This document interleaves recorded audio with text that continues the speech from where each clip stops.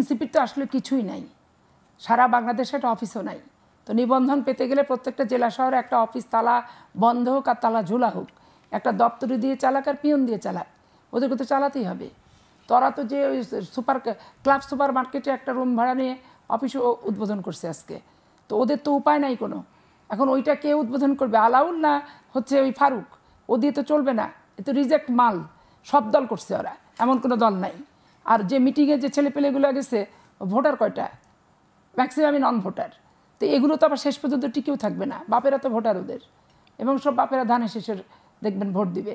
তো এরকম। আর শিবিরের কিছু গেছে যারা মুখ চেনা না, যারা ওই মেসে টেসে থাকে আরামবাগ এলাকার, এই মিলেমিশে 2700 ছেলে, আর তারা নিজেরাই গাড়ি নিয়ে গেছে, 4-5টা বাস নিয়ে। টোটাল জেলার প্রোগ্রামে যদি 500, 700, 1000 লোক হয়, তাহলে আপনি বলেন এটা কি সুপার ফ্লপ, এবং তাদের বক্তৃতার সাথে কি তাদের ফেস লস হয় চিন্তা করে দেখেন।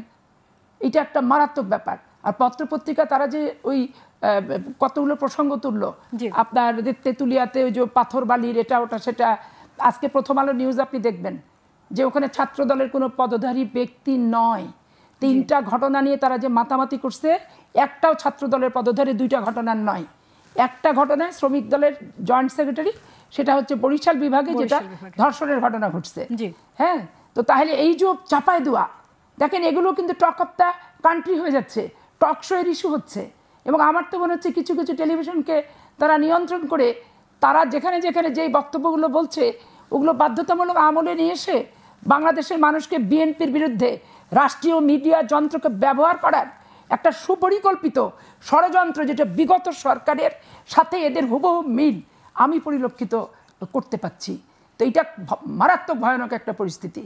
এবং এইভাবে যদি সরকার তার দলকে তাদের বক্তব্যগুলো এইভাবে ছড়ায় ছিটায় দেয়, এটা খুবই একটা ভয়াবহ।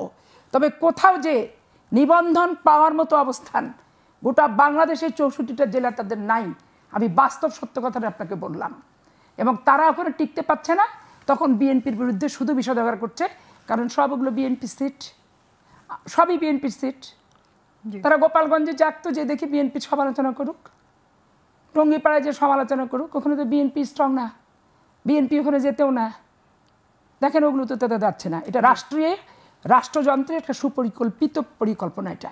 আর আপনি সংস্কারের যে ব্যাপারটা বললেন, সংস্কার এখানে প্রথম হচ্ছে রাষ্ট্রীয় সন্ত্রাস মুক্ত বাংলাদেশ হতে হবে, রাষ্ট্রীয় দুর্নীতিমুক্ত বাংলাদেশ হতে হবে, দলীয় প্রশাসনিক দুর্নীতিমুক্ত বাংলাদেশ হতে হবে, এবং বাংলাদেশের বিচার বিভাগকে স্বতন্ত্র সচিবালয়ের মাধ্যমে জনবল, লোক কাঠামো নিয়োগ থেকে শুরু করে বাস্তবায়ন, কর্মপদ্ধতি পরিচালনা, সমস্ত কিছু।